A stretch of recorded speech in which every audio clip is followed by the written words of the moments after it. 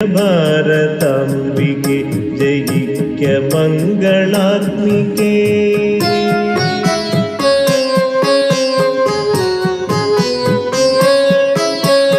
എത്രയോ സഹസ്രവർഷമീ വഴി കടന്നുപോയി, എത്രയോ യുഗപ്രഭാവർത്തൃക്കഴൽ നമിച്ചുപോയി.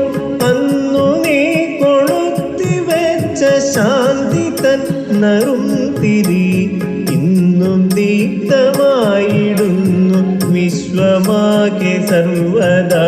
ജയിക്ക ഭാരതാംബികെ ജയിക്ക മംഗളാത്മികേ.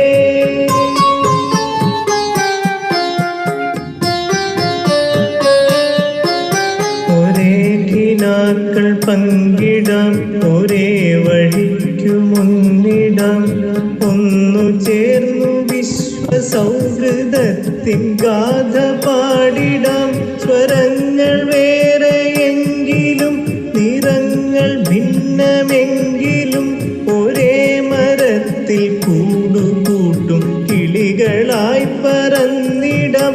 സ്വരങ്ങൾ വേറെയെങ്കിലും നിറങ്ങൾ ഭിന്നമെങ്കിലും ഒരേ മരത്തിൽ കൂടുകൂട്ടും കിളികളായി പറന്നിടാം.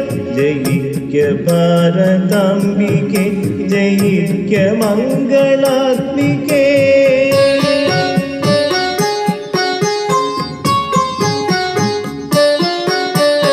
നാളെ ഈ പഠിക്കലെത്തും നവയുഗത്തിൻ പുലരിയെ, ഭാവുകങ്ങൾ നേർന്ന് കൈകൾ നീട്ടി നെഞ്ചിലേറ്റിടാം. കാലമാകും കൈകളെത്ര തച്ചുടച്ചു മാറ്റിലും ഇവിടെ ഇനിയും ഇനിയും ഉയരും ധർമ്മയജ്ഞവേദികൾ. ഇവിടെ ഇനിയും ഇനിയും ഉയരും ധർമ്മയജ്ഞവേദികൾ. ജയിക്ക ഭാരതാംബികെ ജയിക്ക മംഗളാത്മികേ. സർവലോക മൈത്രിതൻ പ്രതീകമായി ജയിക്ക നീ.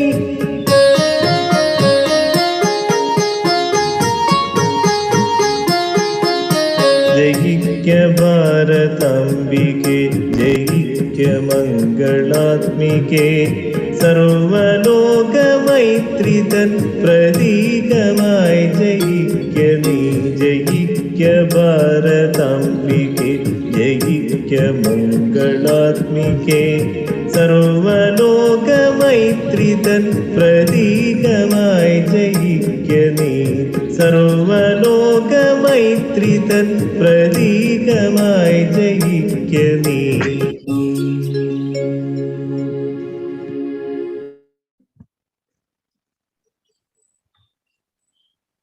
Welcome to all of you.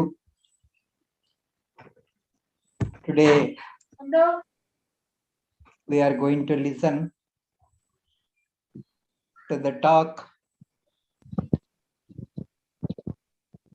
by Sri Nataraji, who is the director for Shivananda Yoga Vedanta Dhanvantari Ashram, Neyarda. And we have Rohini Devi introducing Nataraj. Please. Namaste. Om Namah Shivaya. Ellarkkum namaste. I invite all of you to the Indian Yoga Association Kerala chapter.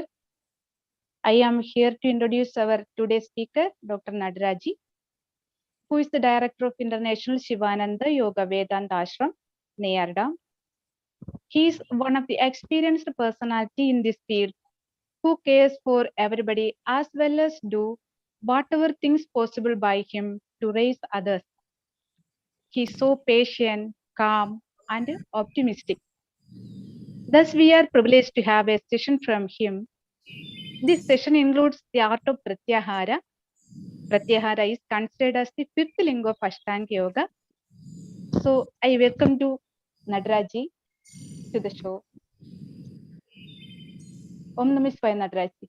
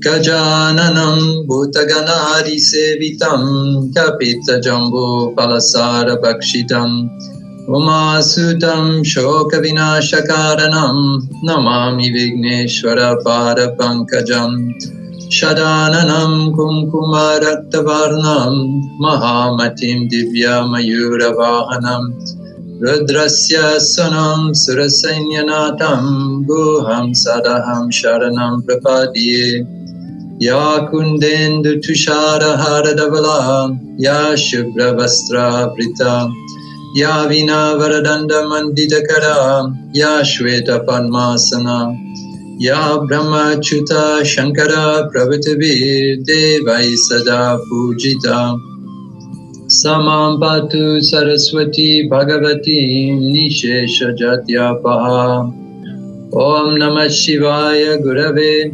Satchidananda Murtaye Nishprapanchaya Shantaya Shri Shivanandaya Te Namaha Shri Vishnu Devanandaya Te Namaha Om Sarva Mangala Mangalye Shive Sarvata Sadike Sharanye Triambake Gauri Narayani Namostute Narayani Namostute Om Shanti Shanti Shanti. I salute my gurus. Om Bolo Sadguru Shivananda Maharaj Ki Jai. Swami Vishnu Devananda Maharaj Ki Jai. Om Tat Sat.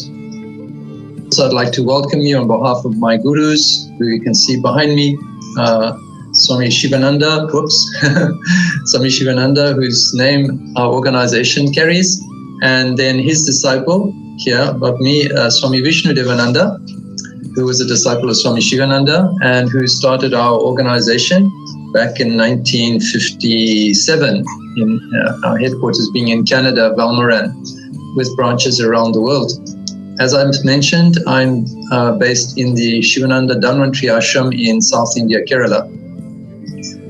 So the subject is called the art of pratyahara, and I'm very happy to have this topic. It's a subject that I feel is very important for yogis, particularly if you're interested in meditation. It's a very, very important concept and practice that we should understand thoroughly and know how to put it into practice. Because certainly our meditation will depend a lot on this practice, and generally our life can be very much affected by how much we can practice pratyahara in our day-to-day life. It can change the quality of our life. So what is pratyahara? Pratyahara, this word is taken from two Sanskrit words, prati. Prati means to be away or against, and ahara is strictly food, but any form of ingestion can be called ahara. Any form of intake can be called ahara. So the combination of prati ahara means to be away from ingestion, to not take things in. It could be food, but as we will see today, it'll be about all sorts of sensory experiences. How we can stay away from sensory input and why that's important.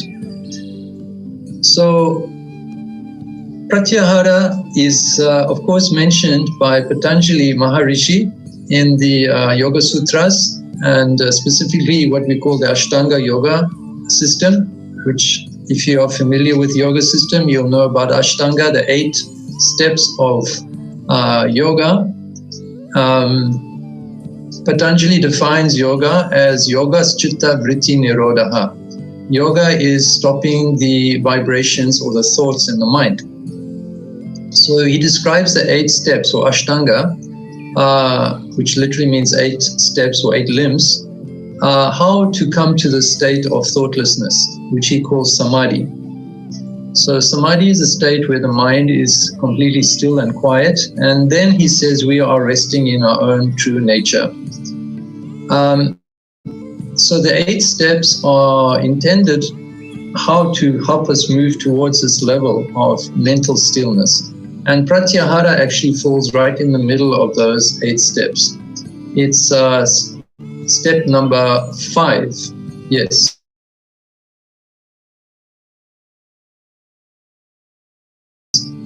So the first 2 steps are called yama, and niyama. The yamas are what we call the ethical codes of conduct, how to live a peaceful and harmonious life.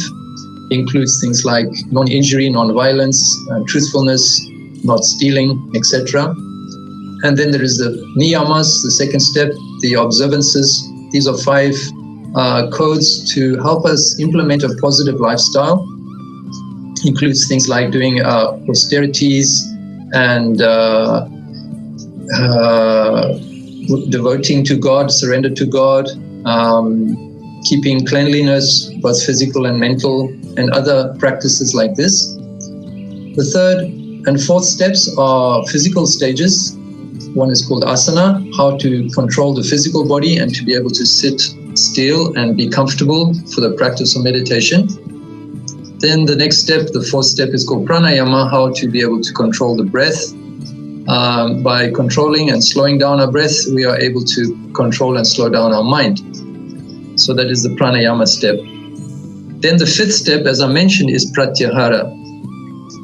So pratyahara is a transition stage from the physical world and from the physical body to the mental world, to the mind. And pratyahara can be translated as control of the senses or withdrawal of the senses. And as I said, it's a transition from the physical world to our mental world. And of course, we engage the world through our 5 senses. So pratyahara is how we can develop the skill to control these senses and thereby be able to control the mind.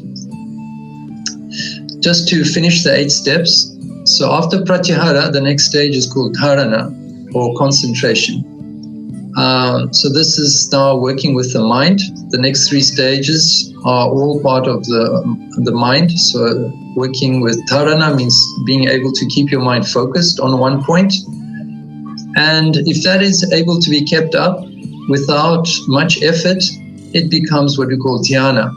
Dhyana means meditation, where the mind has now quite comfortably been able to stay fixed in one place and without wavering this way and that way. So this is called the dhyana or meditation stage. And beyond that comes what is called the samadhi.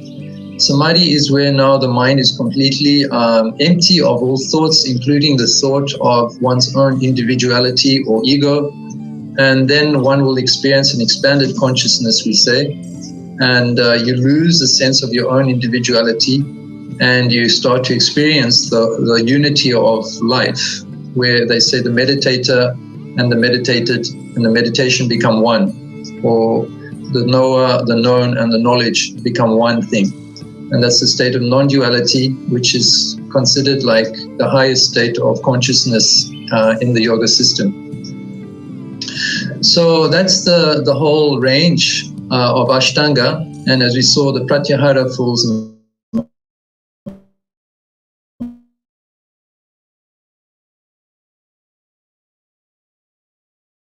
middle.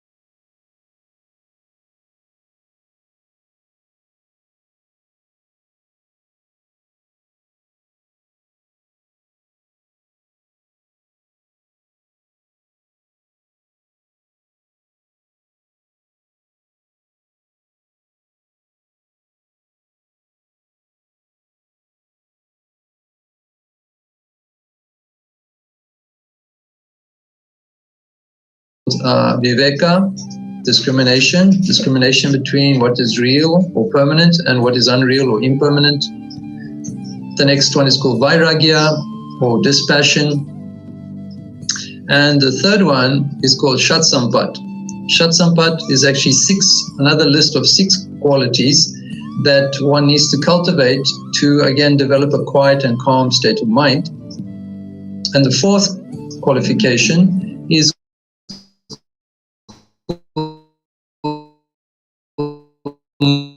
mumukshutva, the desire for liberation.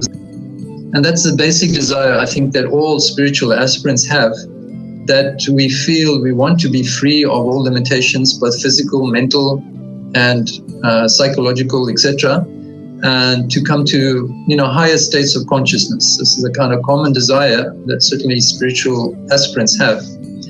So that is called mumukshutva, this desire. Now, why I'm mentioning this? Because in the Shatsampat, in the 6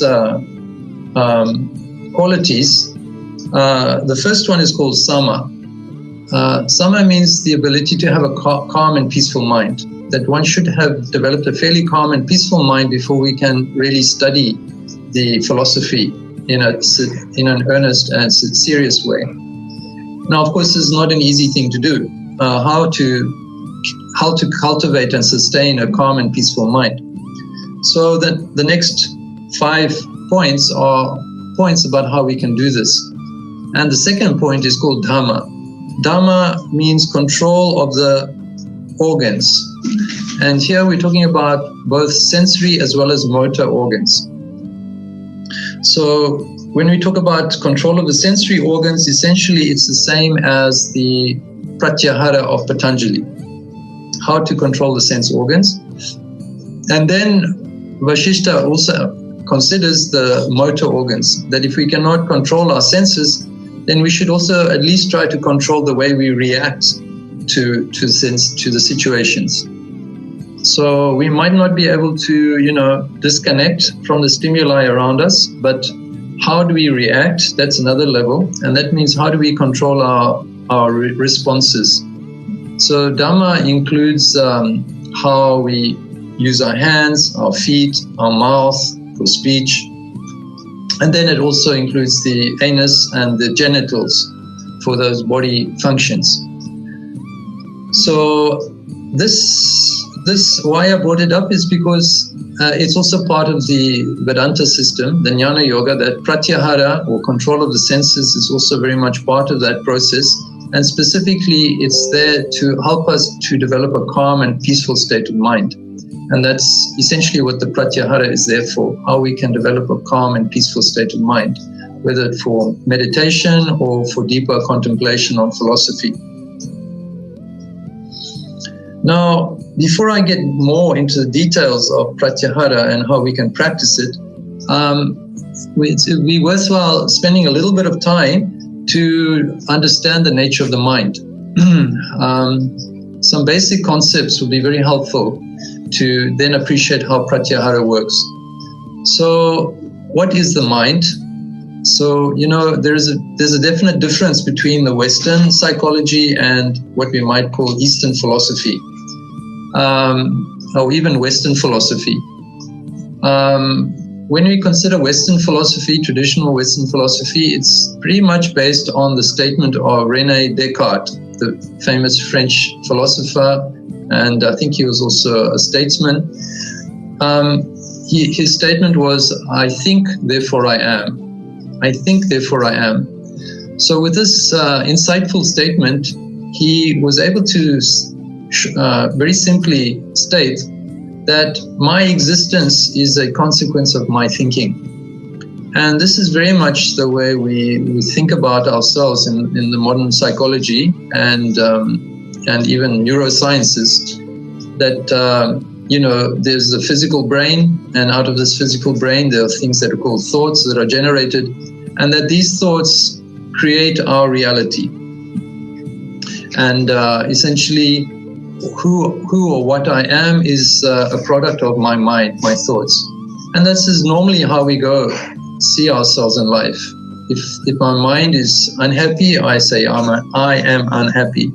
If my mind is in a good mood, then I'll say I am happy, and so on.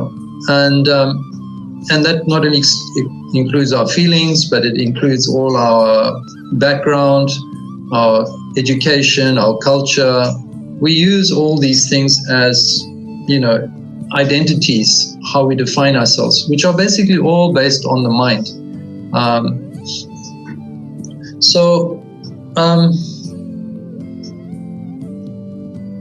Basically, from the Western point of view, Western psychology, we are our thoughts.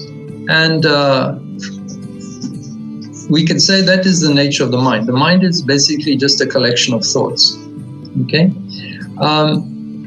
Now, when it comes to the Eastern psychology, which is based on, on the philosophies, we can use the same statement, but we can say it in a slightly different way. We can say, I am, therefore I think. That I have an existence, there is an existence. And because of that existence, there is a possibility that I can think. That I will exist even if I'm not thinking. This is the concept. That my existence is permanent and unchanging, and superimposed on this is the mind. So the mind is a kind of add-on. It's not my ultimate reality. It's a superimposition, you could say. So of course, it's quite a different point of view, and this is the basis of all the Eastern spiritual practices, is to come to know who are we beyond this mind. Who are we beyond this mind? And that's why we are doing things like meditation, for example. We're trying to experience ourselves even when the mind is not active, as Patanjali mentioned. And in fact, we can even say in our everyday common experience, we have this experience. Every day when we go to sleep, we have some time where we are in what we call a deep sleep state. In deep sleep, we say that the mind is not active. And that's basically our experience. When we're in the deep sleep, we have no appreciation for time or space, where we are or how long we've been there. And we don't even have an appreciation for our own identity. Who am I when we're in the deep sleep? There's no sense of me and something else. There's not even an experience of me. So we say that in that state, we are in a very mindless state. But nevertheless, we have an existence. And actually, that existence is quite enjoyable. When we wake up from the deep sleep, it's pretty universal. Everyone says, I had a good sleep. It's a universally appreciated experience. I've yet to find anyone to say, I did not have a good deep sleep. Everyone appreciates it. So there is an existence there that we all share. And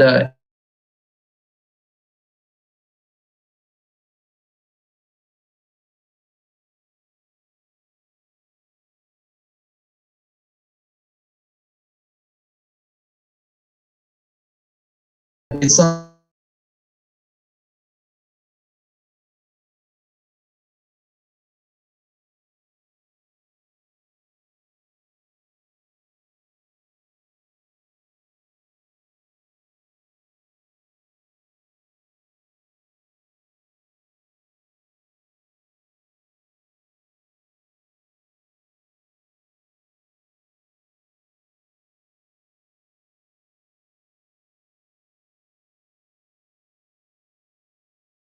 we identify with it. But as soon as we can step away from it and see it as something objectively, or see it as an objective thing, then it makes it much, much easier to look at it, study it, and then ultimately even know how to manipulate it or control it and work with it. So that's the first point about the mind, that from the Eastern philosophy, we are not the mind. The mind is just a processing system. I use the analogy of a computer. I said that the physical brain is like the hardware of a computer, and the software is basically the operation, which is like the mind. The mind is the operating system and the processing that's going on in that hardware. And the outcome of this is what we call our thoughts. and which we are all aware of course. We are all aware of our thoughts. By thoughts, I mean all the mental experiences, including memories, our imaginations, our feelings, our dreams. All of these are mental phenomena that we experience, and we say these are all part of the mind. So essentially, the mind is just a collection of thoughts. The next point is, where do thoughts come from? So it's not actually a very difficult question. If you consider all the thoughts that you have in your mind, where they all come from? Basically, they've all come from our experiences, what we have experienced in life. And all our experiences, where have all our experiences come from? Basically through the five senses. We don't have any other senses. We are limited to these five perceptions, sensations. And if you look at all our thoughts, they are a product of those five sensations. There's no kind of thought that is beyond the five senses. If you take an example, you can even think of an abstract example. Say the abstract concept of love. Okay, love is not a specific object, physical object. But when I say this word love, in your mind, you will have certain associations. It will be different from one person to another. Maybe you will feel a warm feeling in your chest. Okay, so you've related it to something objective. Or maybe you'll be thinking of somebody that you love, or a pet. Or maybe you'll see some kind of symbol like a red heart. There's any number of possibilities what you associate that abstract word with. But whatever you associate it, whichever form, it will be a form. And that form will ultimately be describable based on the five senses. So there's no form that you can have that doesn't include the five senses, because that's all we have. So essentially all our thoughts are related to our experiences through these five senses. Okay? And of course the mind manipulates them, rearranges them, analyzes them, decodes and puts them into different combinations. You know, it can do many things, but ultimately it all comes down to the same basis of the five sensations. So in this sense, we say the mind is like a sponge. You know, these five senses are like windows to the world, and the mind is basically just absorbing everything through these five senses and then organizing them in some way, which makes up our mental content. And this can be quite well organized, of course. If you consider our personality and character, which is also experiences, all our education, all our culture based on the community we live with, the family we live with, and all those things. These all make up our character, our personality. So there, of course, you can see the point of what René Descartes was saying. I think, therefore I am. How I describe myself is based on my thought content, which includes my personality and character. All of this is a product of my experiences. So the mind is like a sponge. It's absorbing all these experiences, and because we've all had different kinds of experiences, we have different kinds of minds, and so on. So that's one quality of the mind. Another quality of the mind is that the mind is always outgoing. Outgoing means the mind is always interested in some new sensations. The mind is always interested in seeing something new, or hearing something new, or tasting something new, or tasting something better, or feeling something, right? Or smelling something. Those are basically five senses. And that makes sense, because basically the sensations are like food for the mind.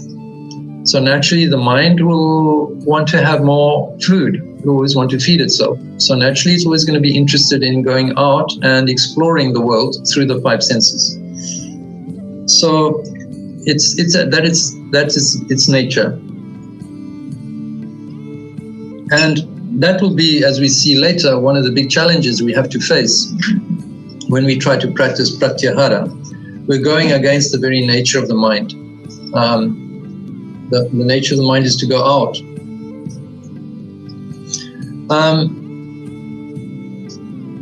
So,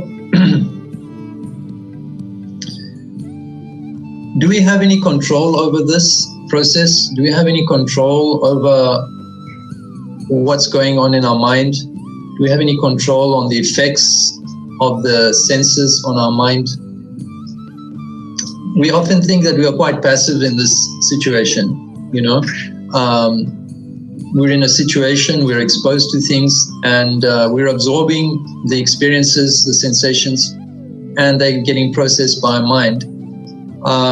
Do we have any conscious control over this process? Well, this is where pratyahara starts. Pratyahara or yoga says, yes, we do have control over it. We can determine what kind of effect the senses will have on our mind. So we can break down the process into 3 steps. First of all, there's what we call sensations. Sensations are basically what's happening at the sense organ level. So when light comes to your eye, certain reactions will happen in your eyeball, and they will create a certain impulse which will go to your optic nerve, which will be transferred to your brain. And likewise, when you touch something, there'll be certain stimulations on your sense organs and hearing, etc. So these are called the sensations at the sense organ level, which we cannot control. You know, as long as our eyes are open, light will fall in our eyes and there will be a reaction. Actually, it's not completely true. We can even control it at that level. And if I come back to that point about Dhamma, control of the motor organs. So we can control our body parts. So we have the ability to close our eyes. If we close our eyes, we can cut off the sensations at that point. Maybe we don't have that much control over the other senses, but the eyes certainly we do. And the eyes are actually the most powerful sense in the human species. We are mostly visually orientated. So the fact that we can control our eyes and we can even close our eyes gives us quite a bit of power to be able to control the vision. The next most important sense, of course, is hearing. That we don't have that much. Certainly we don't have physical control, apart from maybe blocking our ears or putting headphones into our ears, in which case we can disconnect ourselves from the environment. But otherwise, we can't really control what's coming into our ears. So that's the sensation level. The sensations are passed on to the brain, certain parts of the brain, and different parts of the brain will interpret those sensations and convert them into a thought form. So the impulse from your eyes, which is a nervous impulse, goes to the back of your brain, the occipital part, and there it will generate vision for you. Another impulse coming from your ear, but essentially the same kind of nervous impulse will come to another part of your brain, and it'll create sound for you, and so on. So we perceive these different, according to different parts of the brain, we have different perceptions, which become our thoughts. Sound, vision, smell, taste, touch. So that is called perception. The brain is decoding that impulse and making it into a form that you can recognize in your mind. And it will be associated with your memories so that you can recognize it and interpret it, etc. Then there is another level beyond the perception, which is called attention. So from sensation to perception, and now we come into attention. Attention is where we can consciously decide to put our awareness, our mind, our focus. And we say this is coming from the frontal lobes. The frontal lobes of the brain are directing where we choose to put our attention. So here is where we have some free choice consciously. We can choose to focus on sensations or perceptions or also ignore them.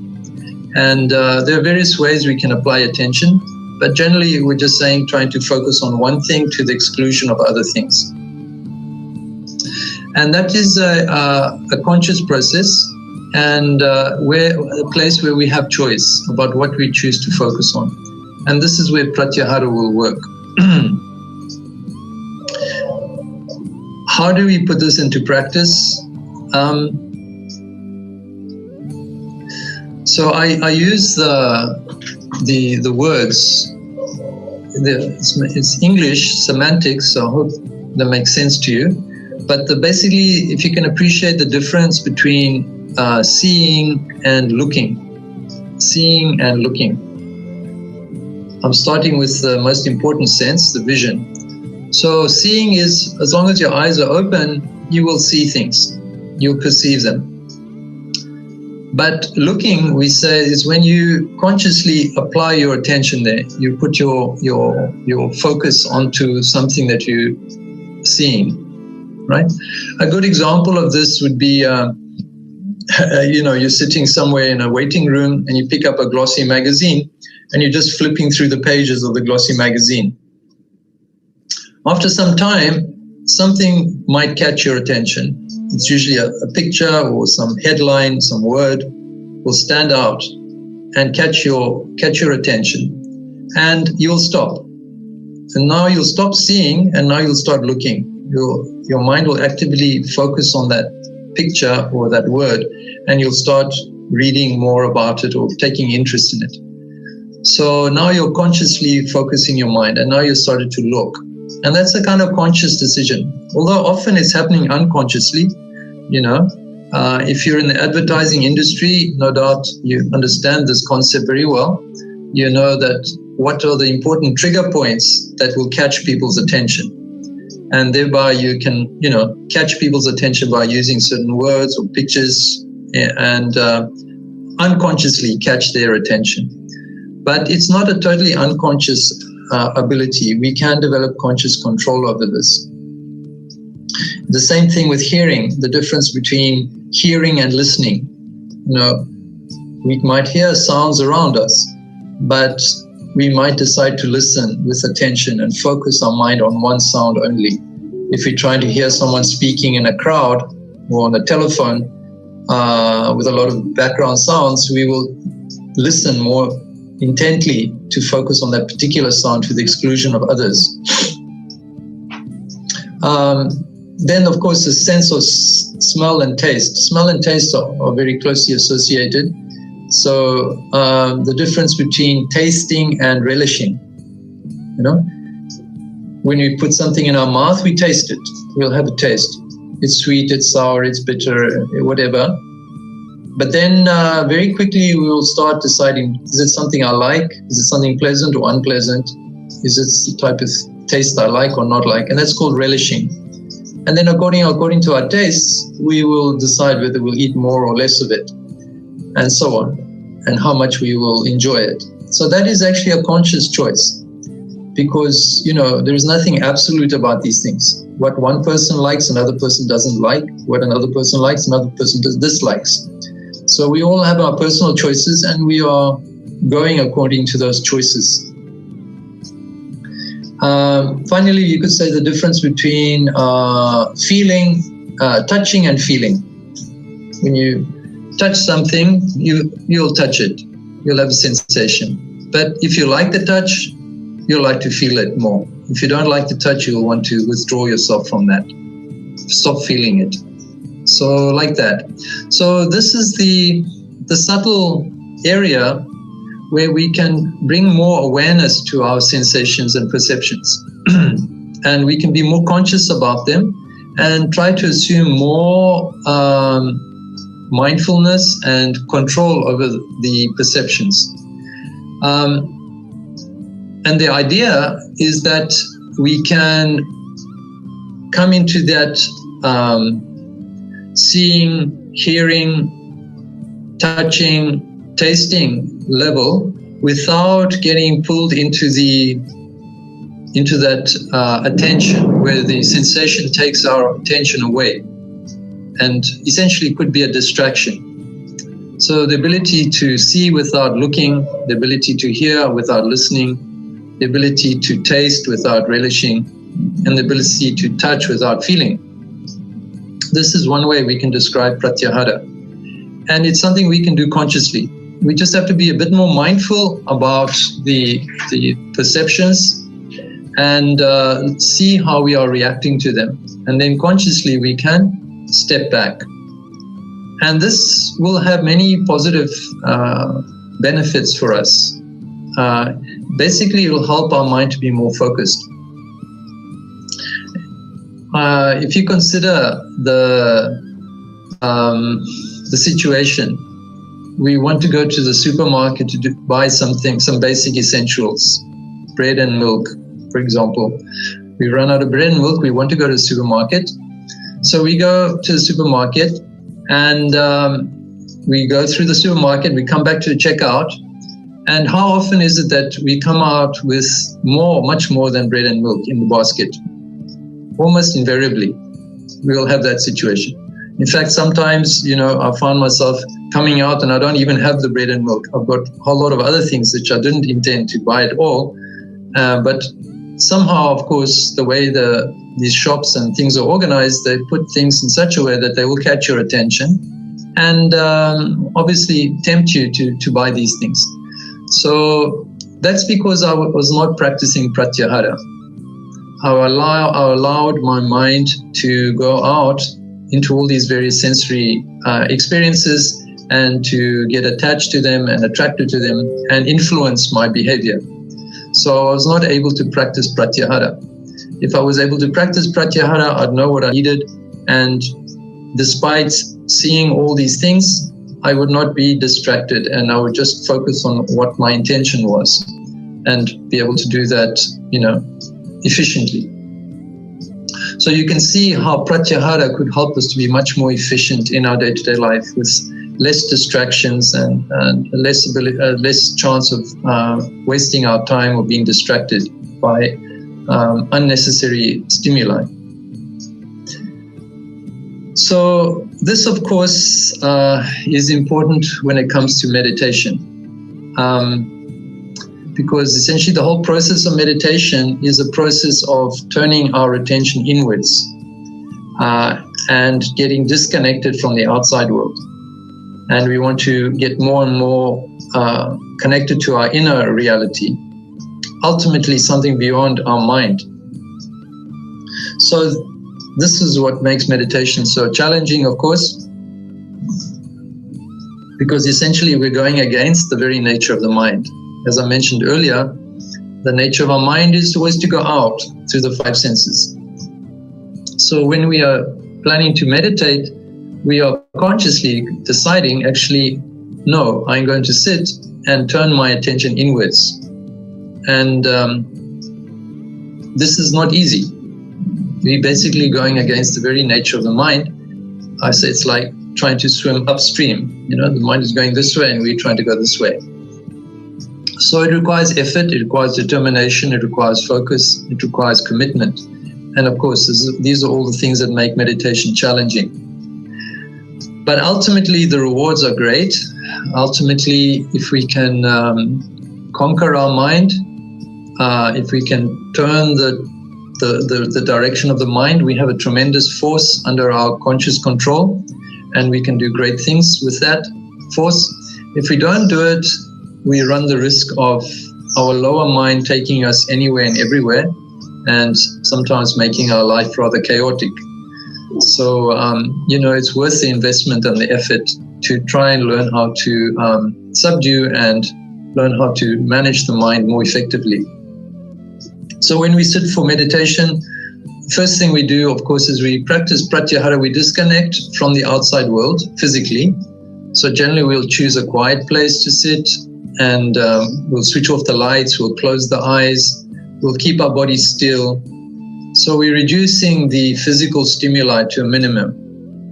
This is particularly important if you're a beginner in meditation, where you're not used to controlling your mind.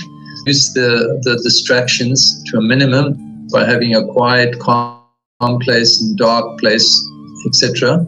And that's also one of the reasons why we say it's good to meditate early in the morning before sunrise.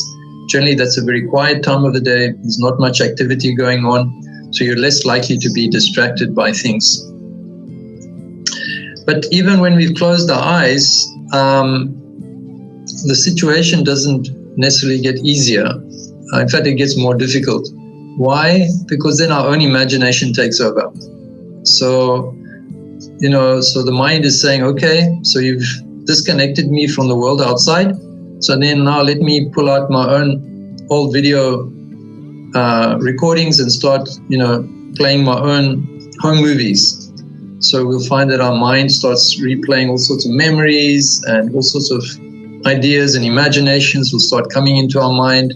We'll be projecting into the future imaginations. We'll be going back into the past memories, and basically going around in all directions mentally. So that, of course, is another big challenge. How do we manage this? And this is, I would say, it's like an internal pratyahara. So we have these internal stimuli going on, which are still based on thoughts, which are still based on sensory experiences that we've had, be they imaginations or memories. But still we have to handle them in the same way. We have to be able to see them, but not get attached to them. And this is also pratyahara in a more virtual way. So the ability to see our thoughts, to see our memories, to see our imaginations, but not to be attached to them and not to be taken away by them. The ability to step back from them. We call this being a silent witness of the mind. Try to be a witness of the mind. Just watch the mind without getting involved. So the idea is not that we should try to stop or suppress the mind or try to push thoughts out of our mind. That's not actually practical. It'll actually create more stress and disturbances in our mind. We have to develop the ability to allow the mind to flow. The mind is flowing like a river, but that we can sit on this bank of the river and watch the flow without jumping into the river every time. So as thoughts come up, we're not going to jump at them or get involved with them. We let them pass. And if we let them pass, they will disappear naturally. So this is what we call being a silent witness, or sakshi bhav, being a witness approach. And it's another level of pratyahara because essentially it's about seeing without looking, hearing without listening, touching without feeling, right? So we're not getting affected by the mental imagination. And this teaching also comes up, in the Bhagavad Gita. If you're familiar with Bhagavad Gita, in chapter 6, Lord Krishna is teaching Arjuna, his disciple, the technique of meditation. And after explaining the system to Arjuna, Arjuna replies and says, what you say is good, makes sense, but it's very, very difficult to do. In fact, he says it would be easier to control the wind than to control the mind. And Krishna acknowledges this. He says, yes, you're right, but it is possible. And he mentions two key points, how to make it possible. What he calls abhyasa and vairagya. Abhyasa means a regular practice, and vairagya means dispassion. So the dispassion is again tying in with pratyahara. The ability not to get taken away by sensations, not to be passionate. Passionate means over-identification with some stimuli. So to be cool, neutral, standoff, witness, that is called dispassionate. To be objective, ultimately to be professional actually. To be a professional means you need to develop dispassion, not to allow your own personal feelings and thoughts to get in the way of what's going on. To be in a neutral position, to be a scientist actually. A scientist is dispassionate, is objective. So this is called vairagya, the ability to observe your own mind without getting carried away by emotions or likes and dislikes.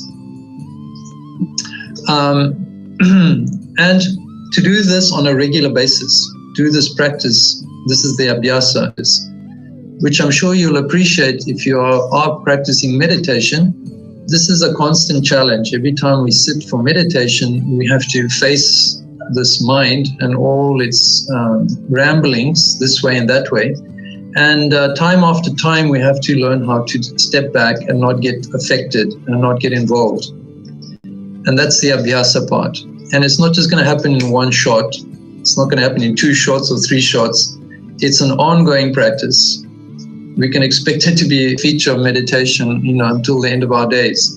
That we have to keep up this practice of being a witness and not identifying with the contents of the mind.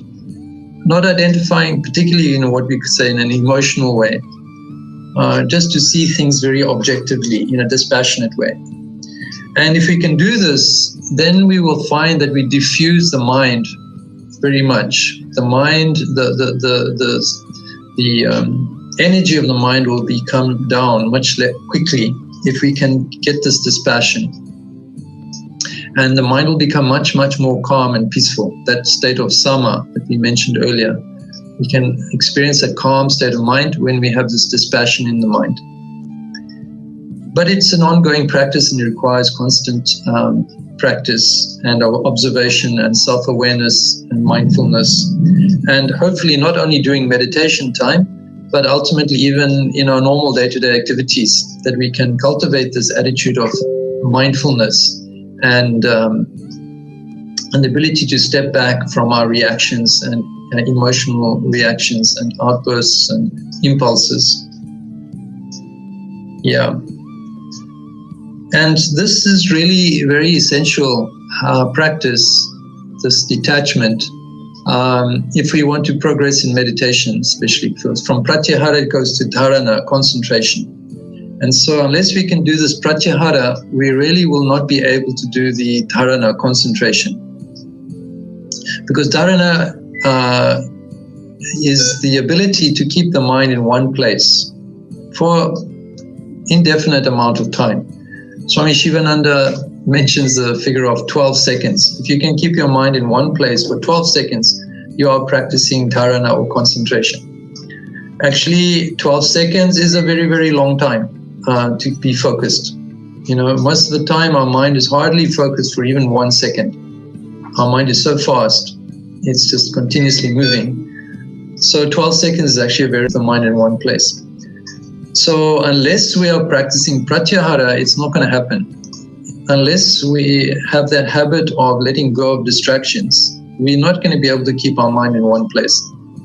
If our mind is in the habit of, going kind of stimulus or this distraction that appears, then naturally we're going to lose our focus almost immediately. So our concentration depends on the ability to do pratyahara. The better we are doing pratyahara, the better our concentration will be. So it's directly dependent on the pratyahara, how well we can concentrate.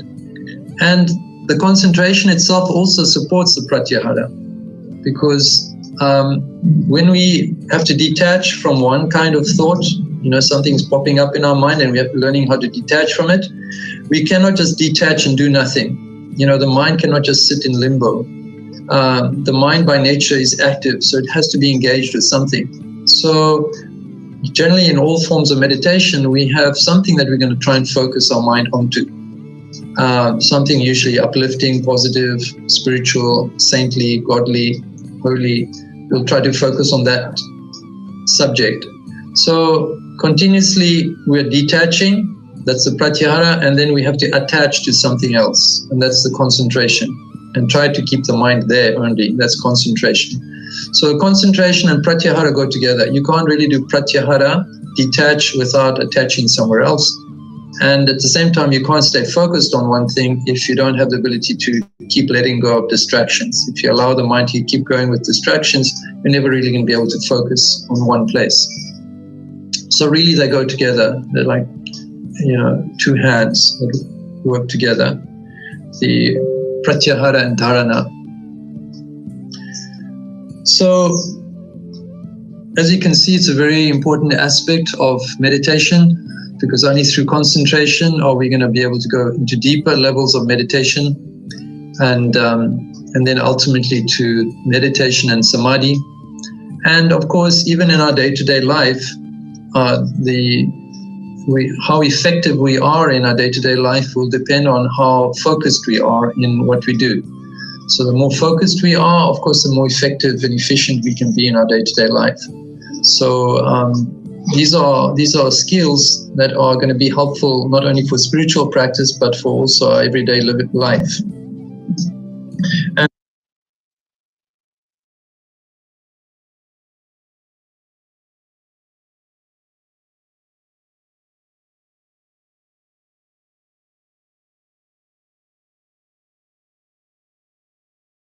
say a few words in Malayalam. Rohini. Rohini. Unda. Okay. Net problem കാരണം ഇടയ്ക്ക് കട്ടായി പോയി. അതുകൊണ്ട് മുഴുവനും talk telecast ചെയ്യാൻ പറ്റുന്നില്ല. നമ്മുടെ സമയം കുറച്ച് ഭാഗമുള്ളൂ. പ്രധാനമായിട്ടുള്ള ഒരു ഭാഗമാണ് നമ്മുടെ ഈ മനസ്സിനെ നിയന്ത്രിക്കാൻ പറയുന്നത്. എല്ലാവർക്കും അല്ല, ഒരു സാധകന്റെ ജീവിതത്തിലാണ് ഏറ്റവും കൂടുതലായിട്ട് ആവശ്യമുള്ളത്. മനസ്സിനെ നിയന്ത്രിക്കുക എന്ന് പറയുന്നത് വിവേകാനന്ദ സ്വാമി പറയും, you can conquer the whole world but you cannot conquer the mind unless you are on to it. എപ്പോഴാണ് മനസ്സ് നമ്മളത് നിയന്ത്രിക്കാനായിട്ട് നമ്മൾ ശ്രമിക്കുമോ അപ്പോഴേ നമ്മുടെ കയ്യിലേക്ക് വരുള്ളൂ. പത്രത്തില് ഈ പ്രത്യാഹാരം എന്ന് പറയുന്നത് മഹർഷി പറയാണ്, സത്ദീർഘകാല നൈരന്തര്യ. ഇന്നലെ കൂടി നമ്മൾ കണ്ടു, ഏതോ ഒരു കാര്യം കൂടി ചെയ്യണമെന്നുണ്ടെങ്കിൽ തുടർച്ചയായിട്ട് അഭ്യാസം വേണം, തുടർച്ചയായിട്ട് വൈരാഗ്യം കൂടി വേണം. ഏതോ ഒരു ലക്ഷ്യത്തിലേക്ക് നമ്മൾ എത്താനായിട്ട് പ്രയത്നിക്കുന്നുണ്ടോ, ആ ലക്ഷ്യത്തിലേക്ക് പോകണം എന്നുണ്ടെങ്കിൽ ചിലത് നമ്മൾ വിട്ടുകൊടുക്കേണ്ടി വരും. അതാണ് നമ്മൾ മുന്നോട്ട് കൊണ്ടുപോവുക. ഇപ്പോൾ സാധനാ മാർഗത്തിൽ മുന്നോട്ട് കൊണ്ടുപോകാനായിട്ട് സഹായിക്കുന്ന കാര്യങ്ങളൊക്കെ നമ്മൾ ജീവിതത്തിന്റെ ഭാഗമാക്കണം. അത് ഇല്ലാത്തത് നമ്മൾ വിട്ടുകളയണം. ആ കളയുന്നത് വലിയൊരു പ്രയാസമാണ്. പ്രത്യേകിച്ച് അതിലാണ് സുഖം നമ്മൾക്ക് കിട്ടുന്നത് എന്നാണ് നമ്മൾ വിശ്വസിക്കുന്നത്.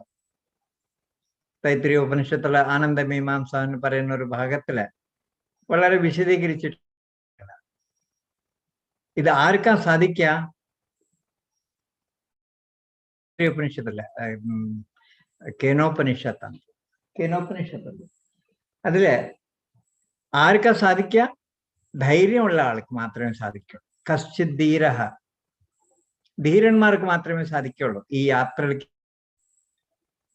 ഈ ഇന്റർണൽ പിൽഗ്രിമേജ്, ഇൻവേർഡ് പിൽഗ്രിമേജിലേക്ക് പോകണമെന്നുണ്ടെങ്കിൽ ധീരന്മാർക്ക് മാത്രമേ സാധിക്കുള്ളൂ. ആ ധീരന്മാരെല്ലാവരും നാം ആയാലോ എന്തുണ്ടായിരിക്കും നമ്മുടെ ജീവിതം? നമ്മുടെ ലക്ഷ്യത്തിലേക്ക്, ഏതോ ഒരു മോക്ഷത്തിന് വേണ്ടിയിട്ടാണോ നമ്മളെല്ലാവരും പ്രയത്നിക്കുന്നത്, സാധന ചെയ്യുന്നത്, ആ ലക്ഷ്യത്തിലേക്ക് നമ്മൾക്ക് എല്ലാവർക്കും എത്താനായിട്ട് സാധിക്കും. അപ്പോ നമ്മളുടെ സാധനാ പദത്തില് പ്രത്യാഹാരത്തിന്റെ പങ്ക് ഒത്തിരി കൂടുതലാണ്. വേണ്ടി ശ്രമിക്കണം. നട്രാജി പറഞ്ഞ പോലെ അഭ്യാസം വൈരാഗ്യം, ഭഗവത്ഗീത ഭഗവാൻ പറയുന്നത് അഭ്യാസ വൈരാഗ്യാഭ്യാം തന്നിരോധ അങ്ങനെ പതഞ്ജലി പറയുന്നു. അദ്ദേഹത്തെ തന്നെയാണ് ഭഗവാൻ ഭഗവത്ഗീതയിൽ കൂടി പറയുന്നത്. അഭ്യാസേന കൗന്തേയ വൈരാഗ്യേണ ച ഗുഹ്യത്തെ. ഈ രണ്ടും ഉണ്ടെങ്കിൽ മാത്രമേ ജീവിതത്തിനെ മുന്നോട്ട് കൊണ്ടുപോകാൻ സാധിക്കുള്ളൂ. പ്രത്യാഹാരത്തിന്റെ വിവർത്തനം മായ ഭാഷയിലാണ്. അധികം ടെക്നിക്കൽ ടേംസ് ആയതുകൊണ്ട് കുറച്ചൊരു പ്രയാസമുണ്ട്. ആനാലും വളരെ ലളിതമായ ഭാഷയില് നട്രാജി നമ്മൾക്ക് പറഞ്ഞു തന്നു. അപ്പൊ ഇതിൽ കുറച്ച് ഭാഗം നമ്മുടെ ബാലൻസ് ഉണ്ട്. അത് രാവിലെ 7 മണിക്ക് ഇത് യൂട്യൂബിൽ പൂർണ്ണമായിട്ടുണ്ടാവും. ഇതുവരെ കണ്ടവർ നാളെ അതിൽ കാണാനായിട്ട് അഭ്യർത്ഥന.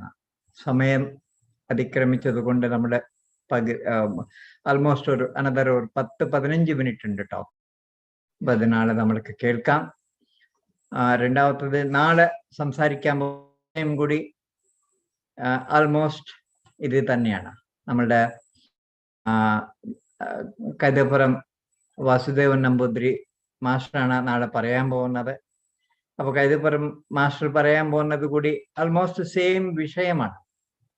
അപ്പോൾ ആ വിഷയത്തിനെ നമ്മൾക്ക് മനസ്സിലാക്കിക്കൊണ്ട് നട്രാജി പറഞ്ഞ കാര്യവും മാസ്റ്റർ പറയാൻ പോകുന്ന കാര്യങ്ങൾ ആൾമോസ്റ്റ് സെയിം ആയിരിക്കും.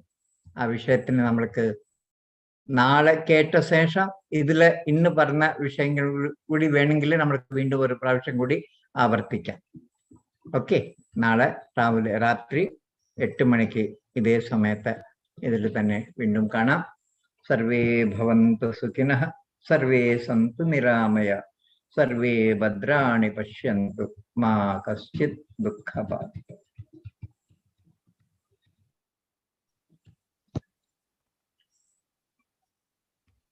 നമസ്തേ സ്വാമി. സമയത്ത്